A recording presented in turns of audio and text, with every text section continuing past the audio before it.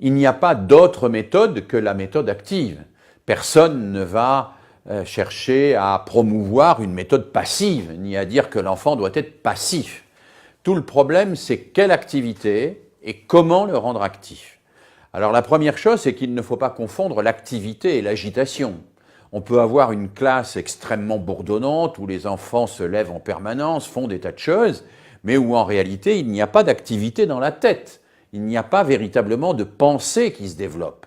Et à l'inverse, on peut avoir une classe très calme dans laquelle il y a une pensée, il y a des enfants qui sont remués dans leurs préjugés et qui accèdent à des connaissances nouvelles. Donc la méthode authentiquement active, c'est la méthode intellectuellement active. Alors nous savons que pour l'enfant, dans son développement, pour être intellectuellement actif, il faut d'abord qu'il passe par un stade qui est d'être physiquement actif. Et nous savons qu'il faut articuler l'activité intellectuelle sur l'activité physique, le faire fabriquer pour qu'il apprenne à se concentrer, qu'il apprenne à comprendre comment on fait.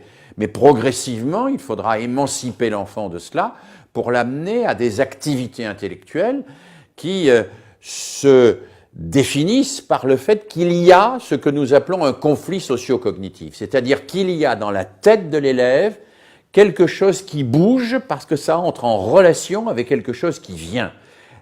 Ce qui vient de l'extérieur interpelle ce qu'il y a à l'intérieur, ce qui est interpersonnel devient intrapersonnel et l'élève devient lui-même quelqu'un capable de dialoguer en lui-même avec les autres et avec le monde. Ça, c'est être authentiquement actif et se préparer à être authentiquement citoyen.